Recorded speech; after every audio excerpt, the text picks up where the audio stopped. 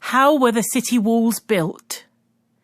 Dubrovnik, originally called Ragusa, was founded in the 7th century by the refugees from Epidaurus, Roman city 15 kilometers south of Dubrovnik, now known as Cavtat.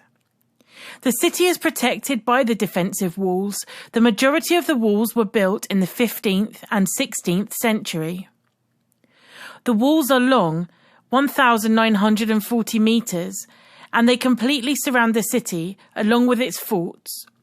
Most of the buildings and public spaces that can be found inside the city walls are built in Baroque style.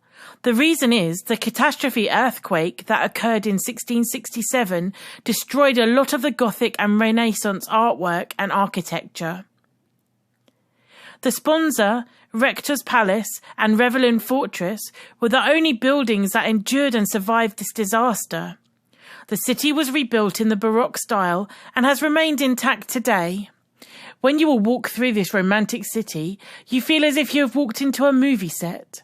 Dubrovnik is well known as a filming location of the series Game of Thrones, portraying its capital, King's Landing, as well as Nottingham in the recent Robin Hood movie.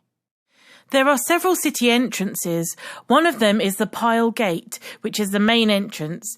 It consists of 2 doors outside and inside the walls, as well as 2 bridges, a stone bridge with arches and a drawbridge.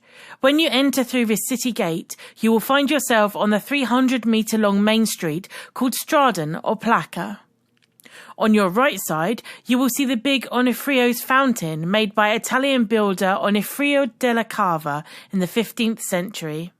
On the far left, there is a Franciscan monastery from the 14th century with one of the oldest pharmacies in the world. As you continue your walk over Stradon Street, you can see a lot of souvenir shops, galleries, coffee bars and restaurants. On the other end of the Stradon is Lusa Square, and that has always been the heart of the city. Some of the most important historic buildings surround this square. St. Blaise Church, Sponza Palace or Divona, and Rector's Palace.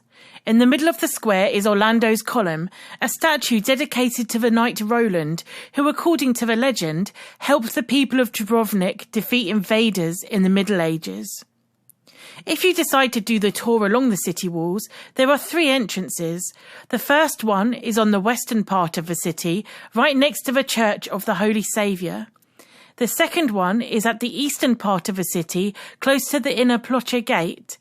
And the third one is located at the backside of St. John Fortress. The tour along the whole city walls usually takes around 1 hour, and it's really worthwhile. Once you're finished with your tour, you can lose yourself in the maze of narrow streets and feel the energy of the city, and its locals continue to explore the sights on your own.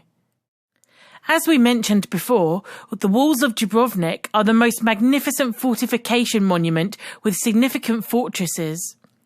On the north side of the city walls is the strong circular Mincheta Tower. On the southeast side is located the complex